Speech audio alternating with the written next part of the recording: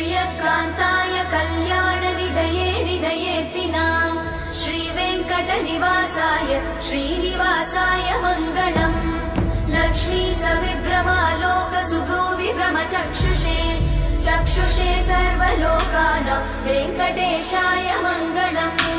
श्रीवेङ्कटाद्रिशृङ्गाग्रमङ्गलाभरणाङ्गये मङ्गलानां निवासाय श्रीनिवासाय मङ्गलम् सर्वावयव सौन्दर्य सम्पदा सर्वचेतसां सदा सम्मोहनायास्तु वेङ्कटेशाय मङ्गलम् नित्याय निरवध्याय सत्यानन्दचिदात्मने सर्वान्तरात्मने श्रीमद् वेङ्कटेशाय मङ्गलम्